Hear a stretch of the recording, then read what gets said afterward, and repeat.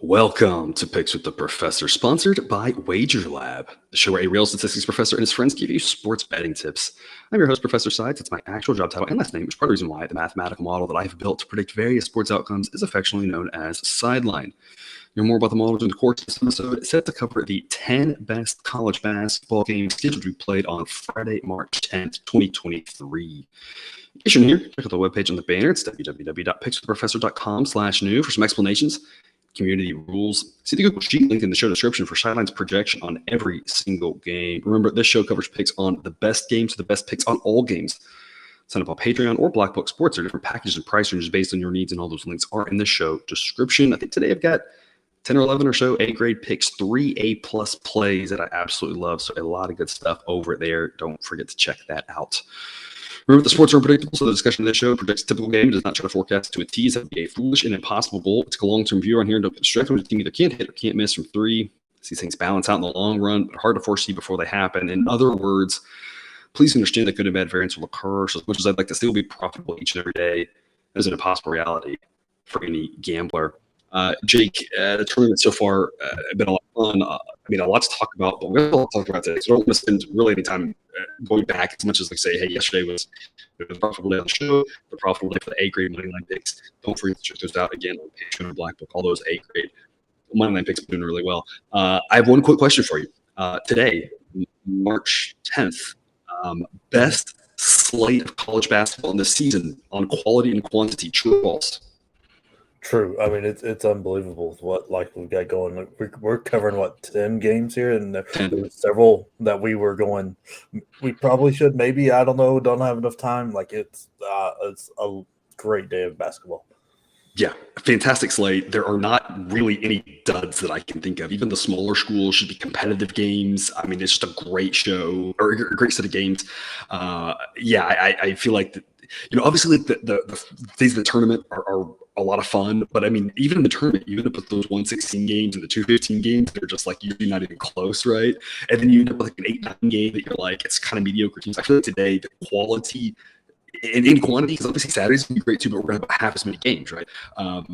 Today's slate, I think, like I said, I'm with you. I think best day of the season for college basketball right here. Yeah. It feels like Elite Eight quality with opening day numbers.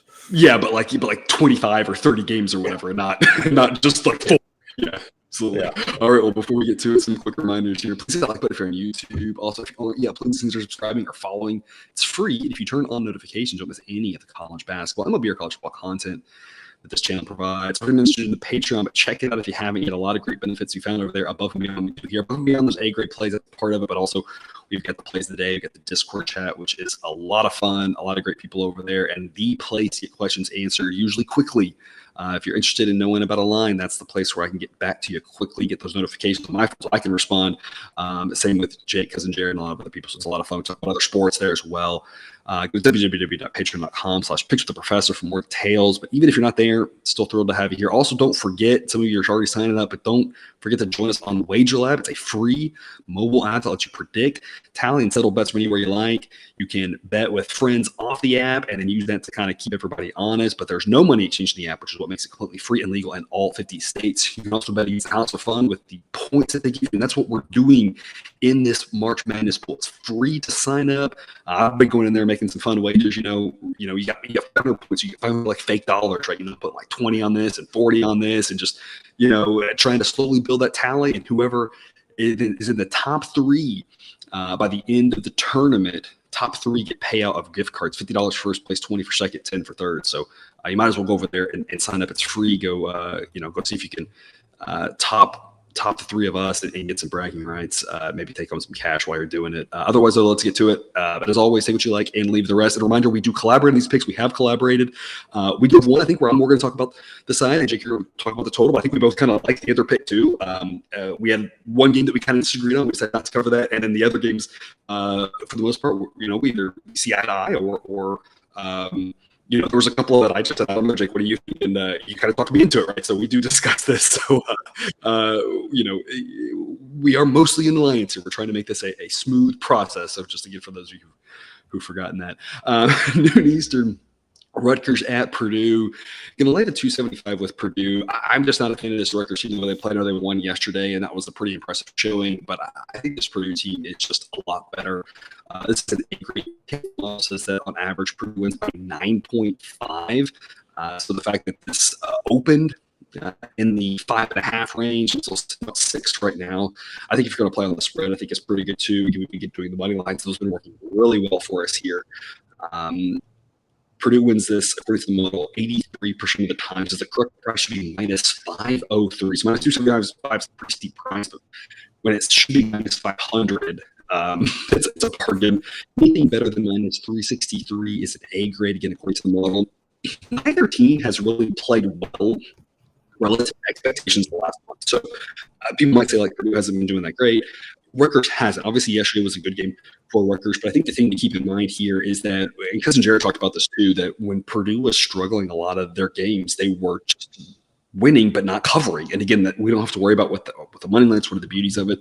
We don't have to worry about the late game. Can they foul the late game?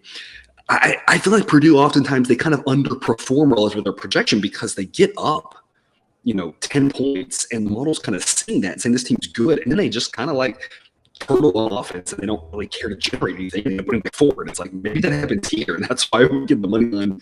You don't have to worry about that. So, we're all over Purdue here, minus 275. The total in this game is 128. The model says 124.9. Purdue's been pretty spot on with the totals. Rutgers have been going under. So the model would lean under in this one if you're playing the total, but a solid A grade play, not even really that close here. Great way to start off the day here with a winner in Purdue. Got some steep odds. Don't throw it in every money line parlay that you do, but if you do make one money line parlay, a pretty good one, a good one to pair with the next one we're going to talk about too, a little teaser. Or if you just want to play straight up Purdue, the smart pick here. Jake, what do you have for us? Yeah, I agree. Purdue money line is the play. They are the better team. They have something in Zach Edey that's nearly unguardable. They struggle to put teams away, so I'm not going to play them on the spread because they just turn it off. Well, they were up in the Illinois game, 24 at one point in the second half, and just decided they didn't want it anymore and ended up winning by 5.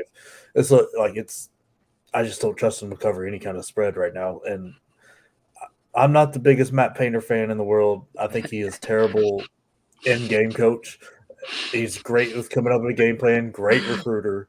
In-game does not make a lot of adjustments. You saw that in St. Peter's. Then you can look at that at almost any of the games when the teams are making a comeback. So it's like they jump out to a lead at first half, and they come back, and the other team comes back because they make adjustments and Painter doesn't.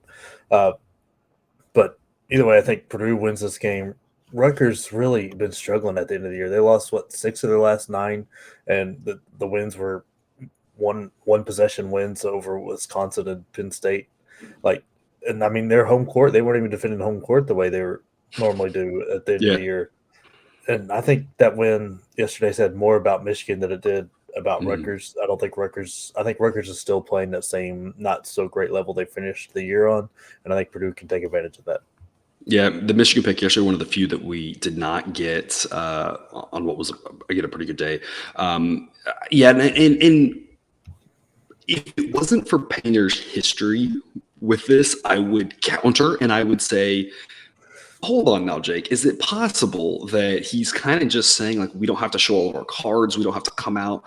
We don't have to try to do too much because if you're up by 10 and you win by 5, who cares, right? But I am with you. The history of that is what's concerning more than anything. This isn't just a this year thing. But, again, kind of like you said, we don't have to care about that. We don't have to care if they give up and blow it, but still win by, 8 or 4. It's not a big deal, the money line. That's, again, one of the beauties of it. I know people have been sometimes a little bit hesitant with the money lines. Again, I'm kind of just giving us a nice little prep for baseball season here. But again, I think the reason why we've got some money line edges here, part of it is the math that I'm doing, and this is my specialty. And I think that math is a hard thing for a lot of people. And I think we can kind of take advantage of where the numbers are a little bit off, or the book's doing for things for different reasons, and we can find those edges. Not that they don't have good people to do math, but their incentives are a little bit different from ours, because they're trying to, again, try to balance the money out a little bit. Maybe not in every single situation, but that is a concern of theirs that we don't have to worry about. But on top of that, I think the biggest thing to remember is that a minus 275 play is valuable if it wins at a percentage of time higher. Now, again, they're only going to play this game one time, but what we can do, and what I do with my data to analyze, is we're going to take all the minus 275 plays, or the things around it, all the plays between minus 250 and minus 300. And by the end of the season, we look back, if those collective picks win at a greater clip, some of them are going to lose, but if they win at a greater clip than the implied odds in the minus 275, that's what makes them profitable. So that's the idea that we're talking about with these big odds, whether you want to do it in a money line parlay or not, whatever. But that's the concept, is that we're going to play some steep odds, we're going to play some underdogs, and the concept is just that they win as a group of picks like them at a good enough clip. It makes it profitable. Purdue money line, I think, is absolutely one of those that you should have a little bit invested in. Same thing goes here for this next game, 1 p.m. Eastern, Mississippi State, Alabama. If you want to throw, again, a little 2-team money line parlay, probably still going to be slightly minus odds, but not a bad investment here. Alabama minus 305 offers some good value for us. It's a B-plus grade pick. It doesn't quite get to the A grade according to Sideline. Sideline wants minus 285 for the A grade, so we're about 20 cents away. But on the grand scheme of things, that's pretty close. Here, it doesn't take much to move these numbers. These numbers, when they get big, small changes in percentages make big moves. So in the low minus 300 is still a great investment. Again, B-plus grade according to the model, which is the correct price should be minus 377. That Alabama wins this 79% of the time. And y'all know, if y'all been watching any time, I love this Mississippi State team. I think they're really undervalued. They've been playing great as of late after that midseason swoon where I'm not sure I don't think it was injury related. They just looked terrible for the middle of the season.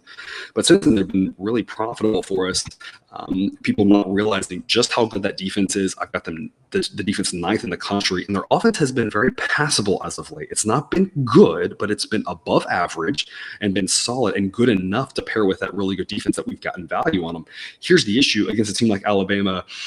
You need everything to go right, and that's unlikely to happen against this Alabama team who has the 4th best defense in the country. So even on Mississippi State's strength, they are better. They've got a top 20 offense.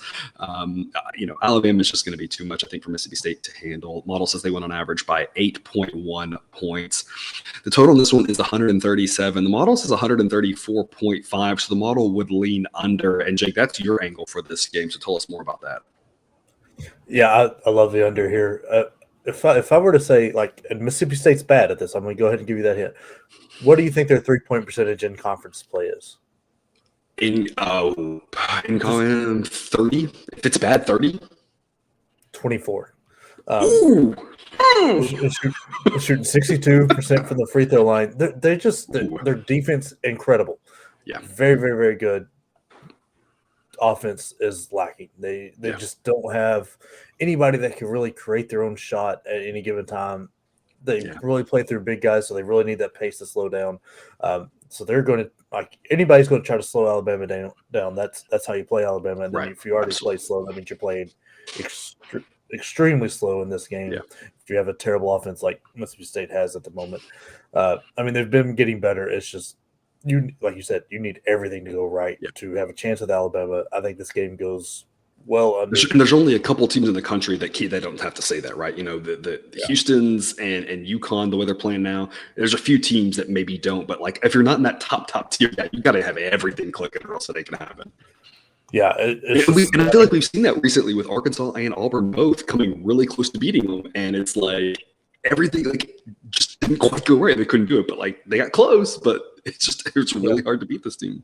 Yeah, Alabama has been flirting with disaster because it's like, and this is what makes me nervous about picking them in future games and stuff. Is they feel like they can flip a switch and go, and so far they've been able to. But they kind of fell out slow in the Tennessee game, lost that. Same thing with A&M, even though they brought those back and made them closer.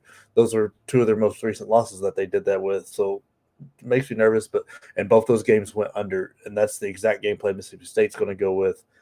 I think this game goes well under the 137. I think we're getting something like 130, 132, something like that. The number right now would be 137. So really just got to keep it from getting up towards 140. And again, I do agree with that. I think you make some great points here that obviously we know Mississippi State is going to try to slow Alabama down, even more so than normal. They're going to, I mean, you really have to take the ball, take the air out of the ball, or else you don't want to get anywhere near a track meet with this Alabama team. And again, Alabama has been holding teams so low all conference season on their points. Part of that's their great defense, and part of that's because the other teams slow them down. And so I don't think Mississippi State's going to score that many points because of both of those. And obviously Mississippi State's goal is to win this ugly, 61-60 type game. I don't think it's going to happen, but that's going to be at least their goal to try to slow it down. So I'm on Alabama here, line the -305. Jake, you like the under. I think we both kind of like the other pick, but what our favorite is a little bit different on that one. But two great angles for that. Got a ton of great night games. Part of the reason why the night games is that we got a lot of semifinals, and so the teams are playing just the semifinals at night. So there's a lot of good day games, but the night gets insanely good. 6:30 p.m. Eastern, UConn and Marquette. Gonna lay the -162 with UConn. We talked about this a little bit. UConn just a wild story of looking like the best team in the country, hands down, looking completely lost. And are they even in the top 20 to now back to, I've got them now up to second in my rankings behind Houston and might be the best team in the country. They are absolutely terrifyingly good. -162 is a pretty solid investment here for UConn. I'm going to come back with the numbers after you, Jake. I'm going to let you start off because I think you were talking about the matchup here. I'll let you start with that and I'll come back with the numbers. But why is UConn a really tough matchup for Marquette? Look, Marquette is good. They like fast. They like for you to turn the ball over a lot. They're not the biggest battle you up team. They're not a really great half-court offense. They thrive on the chaos. And with the biggest strength to UConn is their big guy. I always struggle to say his name. Sagongo. But he's an incredible player. He very good at passing. He sees the floor very well because he's tall. He can play bully ball. They rebound great as a team. They clean up any of their mistakes, and they're a very, very good defense on top of that can really defend the rim. Marquette it's just a great counter to what Marquette wants to do offensively. So as long as their turnovers and they don't get bored like they did in the middle of the season for some reason are under control, they're really going to be able to frustrate UConn tremendously. And with the way these games went during the year, the game they won, or UConn won, I'm sorry, it went way over, and I think that surprised me a lot with how many points they scored, because it was 87-72. That really surprised me, but I don't think that's the game they want to play. That was at home. I think if I remember that game, that was a game that they hit 7 of 10 threes in the first half or something, and it just was a wild shooting performance. And yeah, I think you're right. I think they probably want to try to win more 75-65 than anything else. Yeah. I mean, if you go through their recent scores here, it's going to look like their offense is playing out of their mind, but you got to really consider their competition. I mean, Providence is a good team. That's an impressive performance. But besides that, you had 64 at Seton with Seton Hall at home. You had St. John's 95, but they pushed that pace like crazy. DePaul, which is not very good. Well, maybe they figured it out in the tournament, but not very good on the year. They put up 88, and then Villanova really slowed it down, and they got the 71. I think going to see they want to play much closer, at the top end 75, and really keep that a lot slower, and that's how they win this game. And I like the under, but if you like Marquette in this, you're going to want the over, because that's how that goes. That's a good segue to the game. Yeah, it's a good segue to what the model projects, which says on average that this is 75-71. So the model thinks on average UConn gets that mid-70s mark, and that they're probably not likely going to get into the 80s or 90s. It's not what they want to do, but they want to hold Marquette to around 70. And if you hold Marquette to around 70, that bodes pretty well. Marquette, obviously one of the best offenses in the country. They don't play quite lightning fast as much as people think, but they are top 10 offense, and they are around 100th in pace. And Marquette like you said, wants to play up in the 80s, really relying on that offense. But they're going to be going up against just such a loaded UConn team. I've got them 8th offensively in the country, 6th defensively, barely in the top 200 on pace. Like you talked about, UConn's going to try to slow that game down. Models on average, UConn wins by 4.1, so we are laying 162. Models says the correct price is minus 179. And wins 64% of the time. Minus 145 would be an A grade pick. So this is kind of a C plus pick. It's a little bit more on the B side of C than the D side of C. So it's a solid look here. And Jake, like you talked about, the matchup, I think, makes this a little bit more appealing than just the pure hard numbers of it. Because the model does a really good job with the players, but it still doesn't have much interaction effect with the players. It's just kind of allowing me to pull players out based off of injury, which I think gives us a nice little edge there. But with the interaction effect we talk about with the style of this, making it a tough matchup for Marquette. UConn seems like a pretty solid play here. Current spread's 3.5. Again, model says they won by 4.1. So if you want to lay a number, you can. I would hope out for 3. Model says 2.5 would be an A grade pick. I'm not sure about that. Maybe for me, more 2 would be an A grade pick. I just rather stick the money line. It was like a little bit of odds, but Marquette scores so much in their late game shenanigans, like. They've got such a good offense. They can come down, hit a couple threes, and all of a sudden that 6-point win turns to 3 in a heartbeat. So I feel like the money line here is a much more smart investment. They're also coming off an overtime battle game, so maybe we get some tired legs, something like that helps this UConn play out a lot.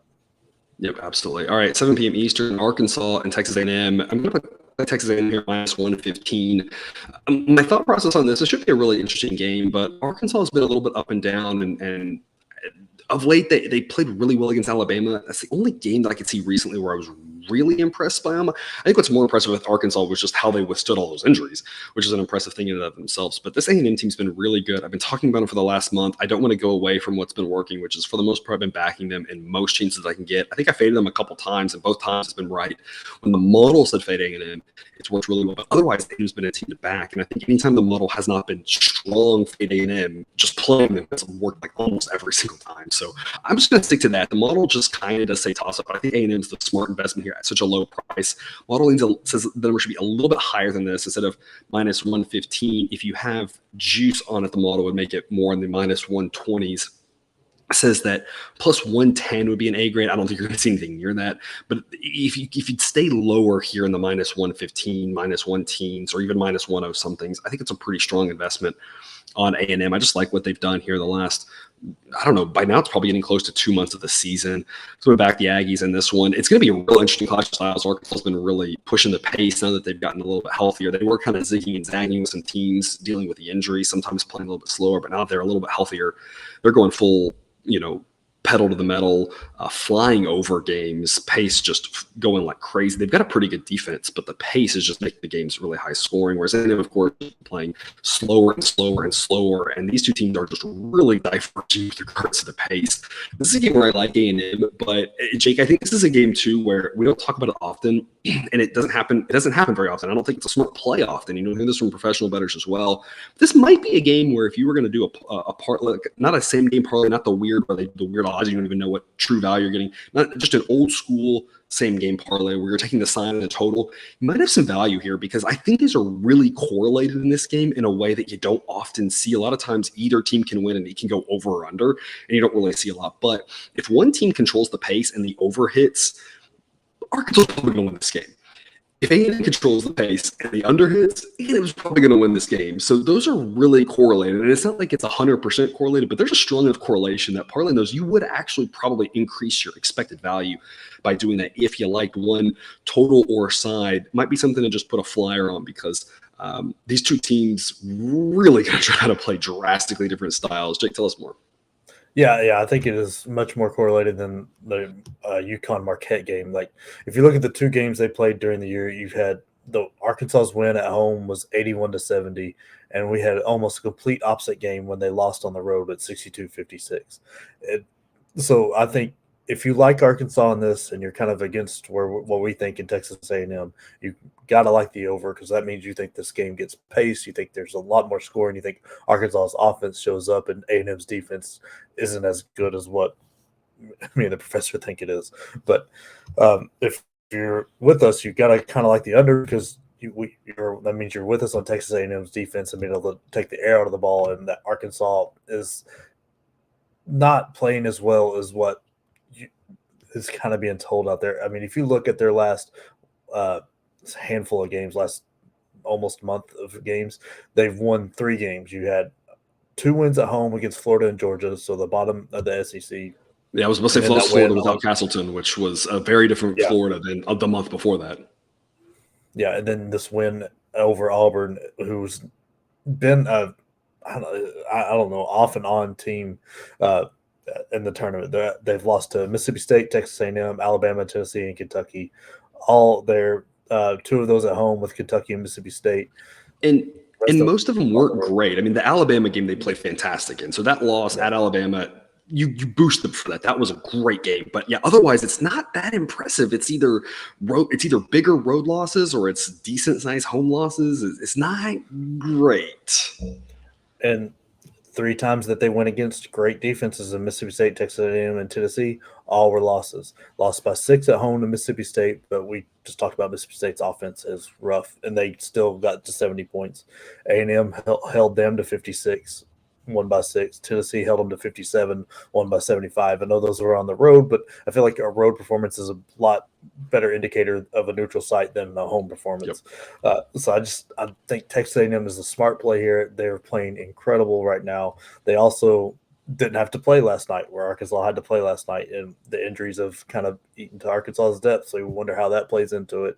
But I think Texas A&M is a smart play, and I would also tie it with the under.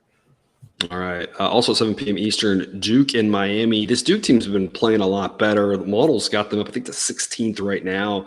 A team that, that's the key to the player-based model. If you look at the team-based metrics, because of how injured Duke was, they might not rank that high in a lot of other team-based metrics, but player-based, I think they're fully healthy. Model's starting to really like them. They are, a pretty talented team, and they're starting to show it. This Miami team, though, I do really like as well. I think this is close to a coin toss game. I think Duke should be favored, but not by that much. Model says Duke wins this 54% of the time, and the correct price is minus 119. So any value play on Duke really needs to be closer to even money than the minus 145 or so that I'm seeing right now. We're going to grab plus 130 on Miami, just presenting a lot of value for a game that could kind of go either way. That as good as Duke has played of late, this Miami offense is really good. They've got great guard play. They can really make you uncomfortable with their pace. Another clash of styles, maybe not quite as extreme as the previous game, but going to be another clash of styles here. Again, I do think that Duke should be slightly favored, but not quite to the extreme there. I think there's a lot of value here on Miami. Plus 130. Current spread's 2.5. So if you want to grab some points, 2.5 wouldn't be bad. 3 would be the number I'd be really hoping to get. If you can get 3 with Miami, that also provides a lot of value. With regards to total, again, talking about that clash of styles, it's 144.5. Model says 143.5, but it's kind of like we talked about that last game. Really, whatever one team wants to. If one team's able to kind of control it more, so if Duke's able to slow it down, you have to think that favors him. If Miami's able to get it really rolling and let those guards loose, then you have to think the over makes a lot of sense as well. Jake, when we first started talking about this, all the games today, one of the first things you mentioned was that you can't believe that we're going to plus 130 with Miami. Yeah. Like I just think that's a lot of value on this Miami team. I think they're getting discounted. I think there's a Duke tax on the other side for that name, and that is really helping this. And because Miami is a very, very good team. I mean, they dominated Duke at home. I know that was a weird spot for Duke, but I don't think it nearly makes up for 30 points. This Miami team, I think, has been a little disrespected all year. They have incredible guards. Norchad is a short center by any metric, but is incredible at the same time. He rebounds the ball with guys that are 4, 5, 6 inches taller than him, and he's out rebounding them. He works hard. He makes the right decision. It lets him play smaller, forces other teams' big guys to chase him around. And I think that's where Duke's going to get lost a little bit, because anytime Filipowski has to sit down because the guy's not ready to go 40 minutes, it is going to be a really hard decision on who Shire's going to put in. What do you go and have Chase Jeter, Derek Lively the second? Those two guys look alike to me. And I keep calling them that all year. But chase him around, or do you have you put Ryan Young in and try to do that, or try to match him up and go small? He is a matchup problem for this Duke team, and I think Miami will get them just because they've got the guards, they've got experienced guards, and Duke's pretty young, playing back-to-back games for the first time since the beginning of the year.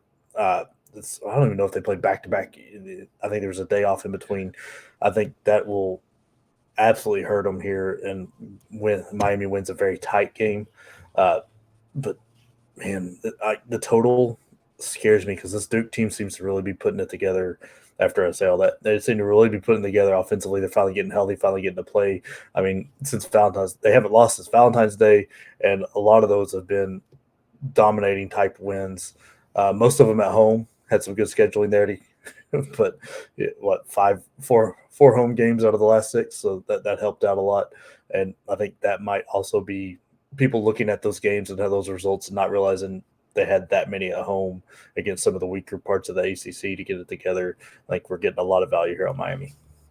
Yeah, I think they did play back-to-back games in the Thanksgiving thing out in Portland. I think it was 3 games. I couldn't remember if there's a day off or not. I think it might have been 3 games in 4 days for them there. So they did. It was a long time ago, and all the injuries and everything like that. This Miami team with the guards, the way they run, I feel like this team can play for days. It's kind of like you said. It's an interesting clash of styles. So this Miami team getting the right matchups, I think, is going to be really dangerous in the tournament with the experience and the guard play they've got. I really like this team. I think they got a shot to pull this off. Plus 130 again, just way too much value to pass up. Last 7 p.m. Eastern game here, Iowa State and Kansas. Going to lay the lumber here with the Jayhawks minus 194. No Bill Self, didn't seem to matter yesterday. Not sure it matters here today. Giving Kansas a quasi home edge here. They always have a massively home favorite environment here in Kansas City. And now to be fair, in recent years, Iowa State has sent a large contingency of fans over there as well. I'm just not sure that it's still not going to be a more pro-Kansas crowd. Obviously, the travel and the location is better for Kansas. So I still think they get a little bit of a bump there. Additionally, the way Iowa State finished the year, I'm just not sure their fans were quite as excited. So in years where Iowa State's really had great fan support there, and they've really been able to kind of influence the refs a little bit, has been years where I think Iowa State's been playing better at the end of conference as opposed to what they did this year. Iowa State's a real question mark at this point. They really took it to Baylor their last 2 games, and props to them for that. I think that might say more about Baylor than Iowa State. I do think Iowa State's playing better right now. I like what they've seen. Getting rid of Caleb Grill apparently helped them out when they thought he was going to help when he came back, and we talked about it. He didn't, and we don't know what was going on there. I'm completely unaware of the situation, but apparently that was a distraction. Apparently that, didn't work with what they were trying to do. I'm not really sure, again, the specifics, but they've looked a lot better since then. But I think that also says a little bit more about Baylor than anything else. Langston Love's a really good player for the Bears. Without him, I think people are discounting that. You also have Keontae George, who's probably still not 100%. And I think this is actually a good loss. We're going to sidetrack here and talk about Baylor. I think it's actually a good loss for Baylor. And we talked about this. Maybe you and I talked about it. Maybe Jared and I talked about it. I can't remember what the days. Sometimes these teams aren't really dying to win. They know they're going to be in. They know their sheet doesn't really matter. And it's like, just get out and rest. And the extra week of rest can really matter. I think that's good for Baylor with 2 guys that are, one's out, the other one I think is still a little banged up. I think that says more about Baylor than Iowa State. So I'll talk about Baylor just because I think there's a little bit of value in Kansas here. And we've only said that about 1 in every 4 Kansas games probably, because there is often a Kansas hack. But I think there's a little bit of Kansas value here because I think people are thinking about Iowa State. 2 great wins, but I'm just not sold yet. Now, if they beat Kansas, I'll change my tune. But at this point, I'm just not sold that Iowa State's problems are solved. I think they are looking a little better, but this Baylor team is not quite as good as they were, being so banged up now as they were a month ago. This Kansas team is really just continuing to play great basketball. The last month or 2, they've looked like potentially one of the best teams in the country. I think they can get it done here in what should be, again, a quasi-home atmosphere. Model says they win this on average by 5.5 points. They win 69% of the time. The correct number should be minus 225, so like minus 194 is a B grade pick. Model says minus 184 an A grade, but I wouldn't worry about that if you're in this ballpark around minus 200. I think laying it with Kansas makes a lot of sense. With regards to total, that is 129.5. Model says 130.3. Both teams have been going under as of like that. Kansas defense has been playing a lot better. Iowa State, I think that's probably actually more about their offense hasn't been playing as good other than playing against Baylor. So if this Kansas defense plays really well, the Iowa State offense doesn't play well, maybe an Iowa State team total under also is a pretty smart investment because I just don't see how they're going to solve how well Kansas has been playing. Jake, what do you think? Yeah, I agree. I think you're right. The 2 wins that Iowa State's gone back-to-back here is against Baylor, and I think that says a lot more about Baylor than it did Iowa State. Because, I mean, if you look at the 4 games before that, they really struggled offensively, breaking 60 once. And it's not like those were incredible defensive teams. You had Texas in that mix that held them to 54. Kansas State held them to 55. Oklahoma held them to 50. Like, I'm not sure that kicking Grill off the team is going to automatically fix everything. I think they just had Baylor's number this year, and I think we're getting a lot of value in Texas or Kansas because people look at that Texas game, they see Iowa State as beat Kansas before, and they beat them at home. That was a long time ago. I remember we were on Iowa State that game. I'm pretty sure it was just a long time ago, though. That was it feels like not just a different Iowa State team, but a different Kansas team. Because Kansas played so well this last, I don't know, month or two, however long it is. I lose track of time. Well, that was the game that seemed to flip it because then they won 1, 2, 3, 4, 5, 6, 7, 8 in a row there before losing that last one to Texas. But they beat Texas at the first part of that stretch. So I think you're right. Kansas has really figured it out. Defensively, they figured it out. Their offense can really go at any time. The only part that scares me about Kansas is it's hard to do, but it's easy to game plan for or hard to do. If you can really get DeJuan Harris off his game, get him in foul trouble, make him just not be good, it really kills that offense a lot. And you've seen that in their losses. Like in the Texas where they scored 59. I'm pretty sure they did that with Iowa State. And he only scored 53. Tennessee, they scored 50, and Tennessee had him in foul trouble the whole time. And so it's very hard to do, but easy to game plan for. You kind of take the head off the snake, and the rest of the body withers kind of deal with this offense because he is very important to just getting that offense going because it allows Wilson and Grady Dick to play off the ball instead of having to handle the ball a lot more. So I'm not sure if Iowa State can do it this time, but I don't think they can do it. But I think that's part of the reason we're getting such a good price on Kansas. Yeah, and McCullough is questionable for Kansas. Should be noted he is being marked as 50% in the model. So whether he plays or not probably does swing the model projection somewhere between a half and a full point up or down. But either way, I still think this Kansas team is going to be too much for Iowa State. If he doesn't play, it just takes away a little bit of the value. If he does play, it makes this pick even more valuable. But I still think the Jayhawks can get it done.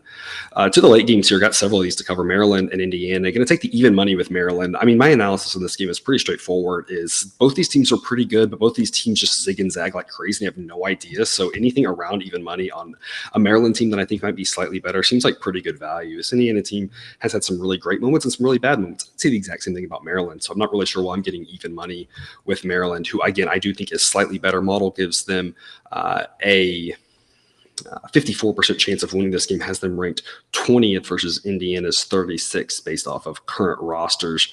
Indiana, again, also the last month has been a little bit more disappointing than impressive. Maryland's been pretty spot on with their projections. So I just don't really see why this is that close to a pick 'em. I've got Maryland minus 1.8. A B plus grade pick at even money. Model says plus 103 would be an A grade. So we are very close to A grade territory. I think this is definitely worth firing on. Again, when the model says it should be Maryland minus 119. I don't want to say a low confidence game as much as this is a high variance game, but I still think that doesn't change the fact that there's a lot of value on the Terps here around even money. Total in this game is 135.5. Model says 134.1. Indiana's been playing under, so it might be an underlean actually. If I had to do one way or the other on this one, Jake, what do you think? Yeah, of all our plays, this is the one that makes me the most nervous because I think you're right with Maryland. They've got the defense to do this. I like the Maryland play, but man, do they forget to bring their offense when they travel sometimes. And that's got them. I mean, it got them the last 2 games of the regular season. It's been a problem all year. At home, they're great. On the road, just forget to score. And that even goes for like neutral sites. They I mean, like the Tennessee game was 56-53, barely put up 67 against St. Louis, and St. Louis has not been, or no, well, read that score wrong. They put up 80. But it's just they don't score very well on the road, so it makes me nervous. They did well against Minnesota, but I'm not sure that says much. Minnesota is not very good. I mean, they beat Nebraska, but once again, I'm not sure what happens there. They're a good free throw shooting team, so if this one's as close as we think it will be, I think that goes their way because Indiana fouls a bit on defense. Their defense isn't as high quality as it was last year, but they're still playing the same kind of aggressiveness, and I think they get a little more fouls called. I think that leans Maryland's way.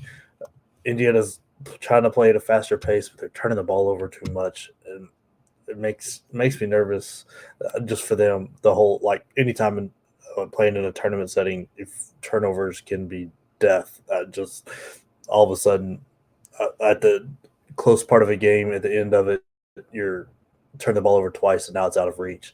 It really scares me. Michigan. They had to go to overtime to win, and that was at home. What are they going to do with this neutral site in Chicago?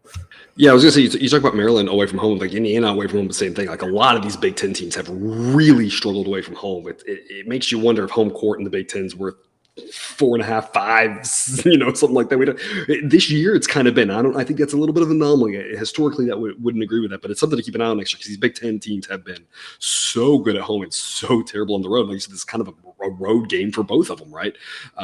It does make you wonder though too with how Indiana's been going under as of despite the increased pace. And you talk about Maryland's offense, it kind of does make you think just that under might be something for people to look into because it's one of those where the value play here is on Maryland, but a smart pick also might be throwing a little bit on the under as well. I'm like you, kind of the too long don't read version of this is just high variance. We've been talking a lot about these two teams specifically. There's a couple other teams you could throw into this mix. Iowa's another one where you just never know what you're going to get. That's kind of with these two. So value, but a large variance on a game like this. But anything around even money, pretty solid value here on Maryland.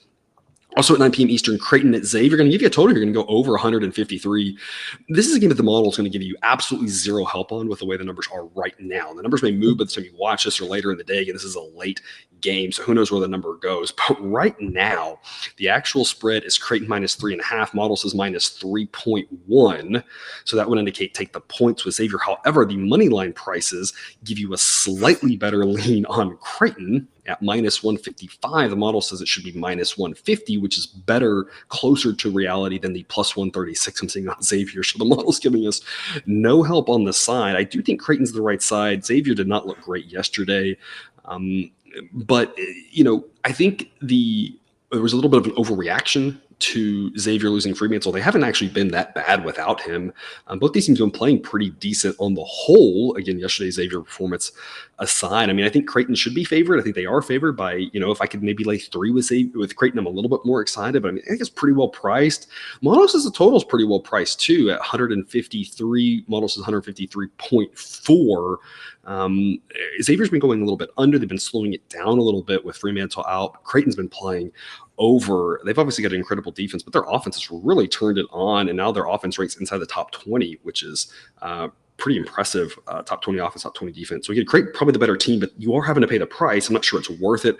I use the analogy about Taco Bell, right? You go to Taco Bell and you want extra tomatoes on your taco. I like tomatoes. You got to pay like 45 cents or something. It's not worth 45 cents for a tenth of a tomato, right?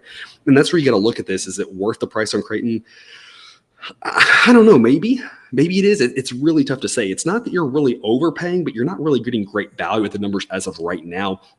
I could get Creighton in the minus 140s. I'm a little bit more excited about that. Not really excited about minus 155.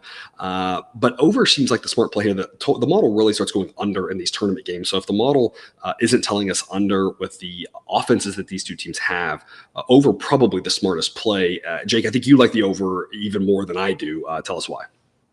Yeah, look, I just think these two teams are very, very talented offensively. They like to count by threes instead of twos, and they're very good at that. You've got Creighton who's shooting 36.3% on the year in conference play, and you've got Xavier who's right under 40 from three. Creighton's going to shoot it a little bit more. Their defense, very, very good. doesn't force turnovers. They actually lose on the turnover battle. I think this game will have a little more pace than that because Xavier forces more turnovers than they do. I think we're going to get a little bit of turnover stuff that speeds this game up, some long rebounds with threes that speeds everything up. The big guy Kalkbrenner from Creighton, I think he's got a really good matchup here, like good as in fun to watch between him and Nunji. Both those guys are bigger guys that move a lot. Kalkbrenner doesn't like to play away from the bucket, so it's going to be interesting to see what he does with Nunji on the offensive end. It's going to be fun to watch that little matchup. Either way, I just think this is going to have a great pace, tons of points, a lot of great shooting. Just might be the most fun game to watch of the night because this game should be within one possession almost the entire game. I don't see really either team with a giant advantage, so that's why I really don't like his side because I don't know. And with the way Xavier scores and how Creighton's offense has been playing here the last couple weeks, I think we get a lot closer to a 160, 165 kind of game. Yeah, it should be one of the really good ones. This next one as well, 9:30 p.m. Eastern, TCU in Texas. Got an A-grade pick here on the Longhorns at -145. Model says that they win this 67% of the time. Then it should be Longhorns -206. Anything -165 or better gets that A grade. TCU's been a real up and down team. Great performance yesterday against Kansas State. Lampkin out now, and that matters, especially to the model. That really affects their depth. TCU got them in that last one of the end games of the season. But this Longhorn team, I still think, even with Timmy Allen questionable, and I've got him 50% in the model as of right now, still think it's the better team with Lampkin out. If Lampkin's in, I think it's a different story, but I think he matters not quite as much as Miles has mattered for TCU, but one notch behind it. Again, I think this TCU team is really good. I do really like them a lot. Without Lampkin, I'm just not sure they're good enough to get Texas here on the neutral site. I think -145 is a pretty good price here to back the Longhorns. Total in this game is 147. Models is 145.8. Both teams have been over on the year, but under as of late. So the model would probably pass on the total, just back the Longhorns. Jake, what do you got? Yeah, I like Texas here. They are playing really good defense now. That's really helping them with these wins because their offense has always been there. I mean, they just held Oklahoma State to under 50, which is it's tough to hold any team under 50 in a 40-minute game. Their offense has always been there. They're forcing more turnovers, which feeds their offense. That always helps. I wish they rebounded a little better, but I don't think it's going to be quite as big a deal with the whole Lampkin thing, with him not playing anymore. So there's not as much of an advantage that TCU has. They're a great free throw shooting team. So close in game, if they're in the lead, I think they'll be able to put it away. And I think that's kind of where this one goes. I think it's closer than most people might think.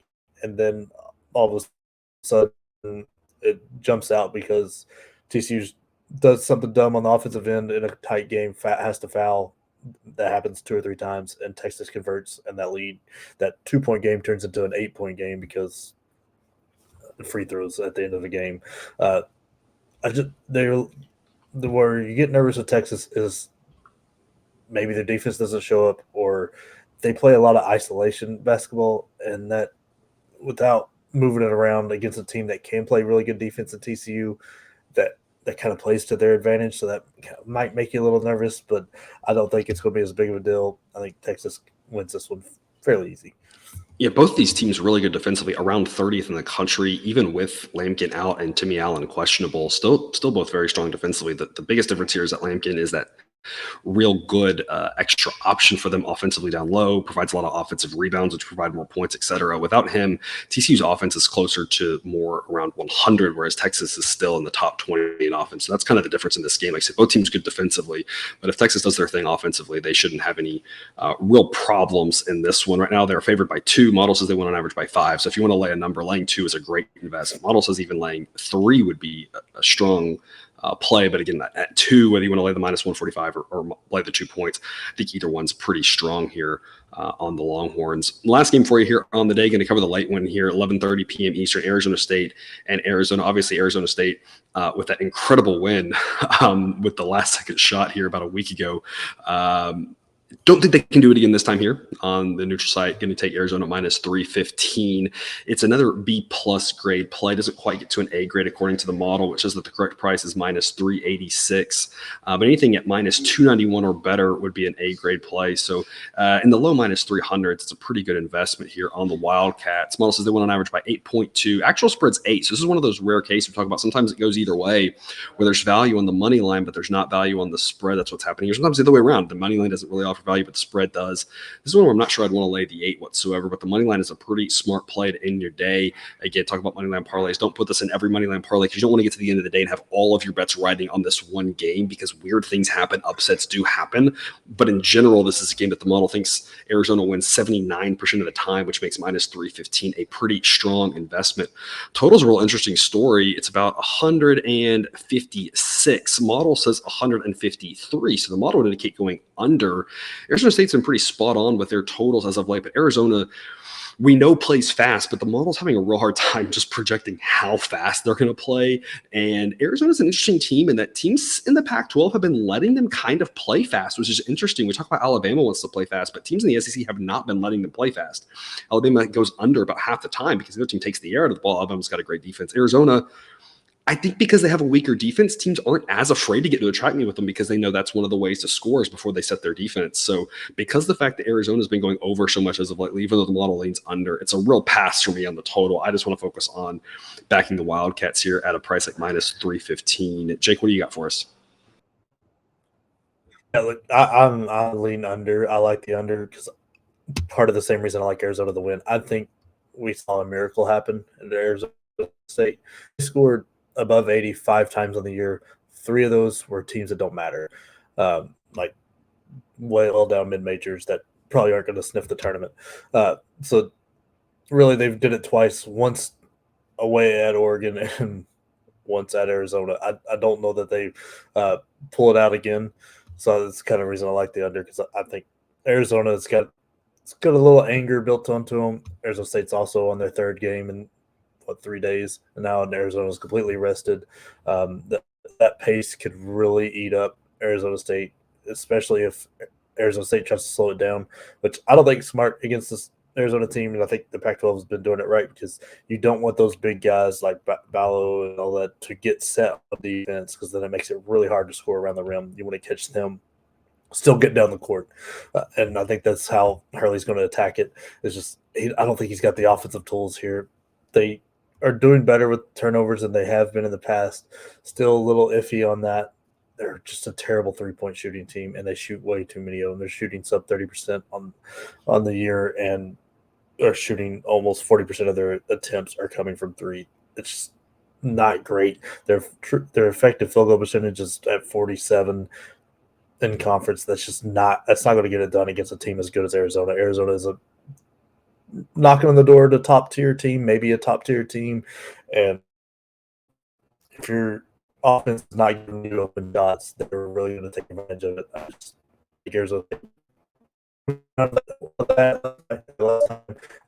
Arizona gets them this time.